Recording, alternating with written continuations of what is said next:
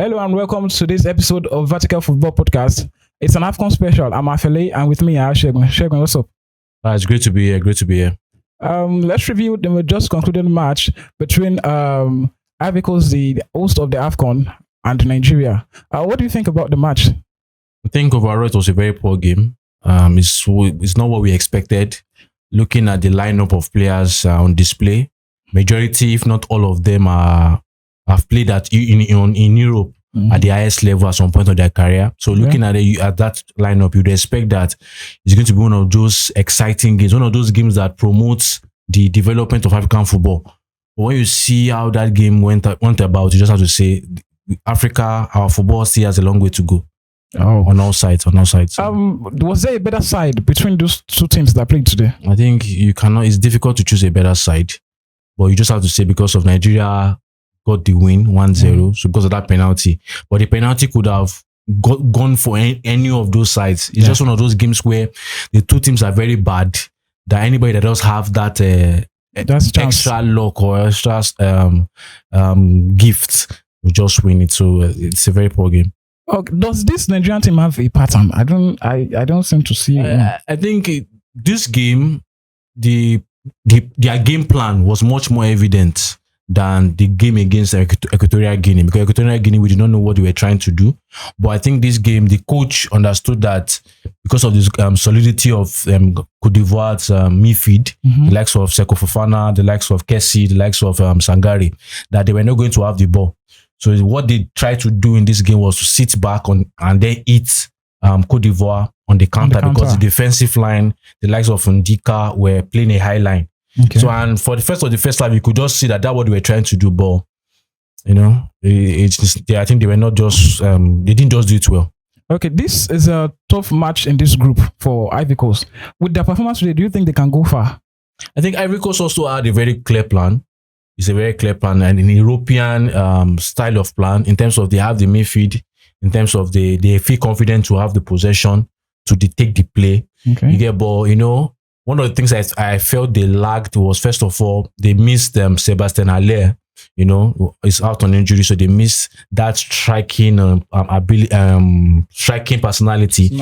And also, it's a team of, when you see the likes of Seko Fofana, Kessie, and Sangare, these are physical midfielders, but the technical ability of those midfielders is very, very low. There's nobody that can create. Imagine if this midfield of Cote d'Ivoire has someone like a Kudus that can make, that can play between the lines and create chances, So they lack that, but I think that's one of the things about national teams. You can't get all the players, all the profiles you want, because it's a national team. So, but if they can find a solution to creating chances, because Nigeria was playing a low block against them, so they didn't have that midfield option to create something special. So okay, so what's your take on Nigeria going forward into this tournament? Do you think there are changes they should make? I think looking at what our fellow Nigerians are saying concerning this game, I think we're just focused on the results. We got a win, but it's very poor match, very poor game. A lot of players are not living up to expectation. That's what's reality, and I think the manager or the coach needs to make changes. Nigeria doesn't have, our midfield is not functioning as it should function. Yes, Oyeka is doing well, but Iwobi is not playing as a 10. Iwobi is not, even those trying to catch Ivory Coast on the eye line. You get most of those things were even bypassing Iwobi. Most of those play were bypassing Iwobi. So Iwobi needs to be more involved in this game. Iwobi needs to take this game as his own, and a lot of players also need to step up. The likes of Salisu needs to step up. So, but there's a long way to go. I think if this Nigeria team should meet a solid team, because Ivory Coast didn't prove to be a solid team today, but if they can meet a solid team, I think they will easily be knocked out of this tournament. Okay, going to Ivory Coast, do you have an opinion for the manager of Ivory Coast? I think Ivory Coast on paper looks like a very physical, strong team, but I think that defensive line is not as strong as you would think. Okay.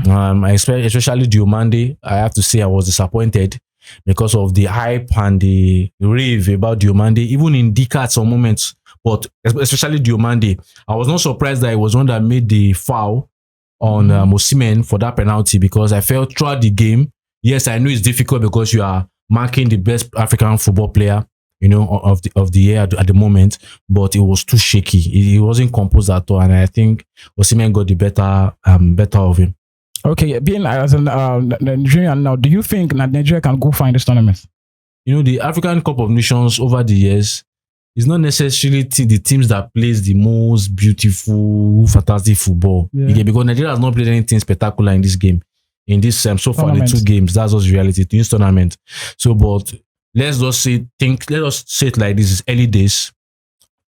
At least now today, I think the last match we were saying that we didn't see any clear pattern. But today we can say, okay, we saw the game plan at some moments in the match. We were trying to create a low block and hit Cote d'Ivoire on the counter-attack. But looking at it, that pattern is not a pattern you would expect from a top African side like Nigeria.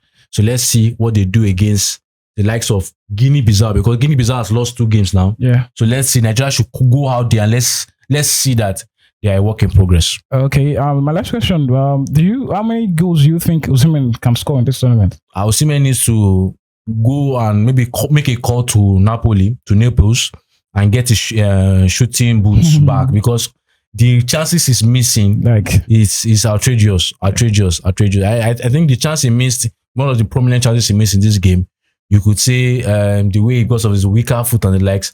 But even in the last game against Equatorial Guinea, he did the same thing. Osimhen is the African best football player, and also is a big player, a player that's on form, has been on form in the past 2 years now. So it's a player that should be an added bonus to Nigeria national team. Sometimes your team might not be playing well, but if your striker can get that one chance and bury it gives your team the motivation. So I think he needs to take the chance and step up more for this team, because in some games, if you are not careful, in some games, we might not have much chances. And maybe the only chance we have in that game might fall to him. And we need to have that confidence in him that he's going to bury it. All right. That's it on this AFCON special. Thank you very much, Olusegun, for coming over. Yeah, it's my pleasure. To all our fans watching us, thank you. Subscribe, like, and comment. And we'll always be with you.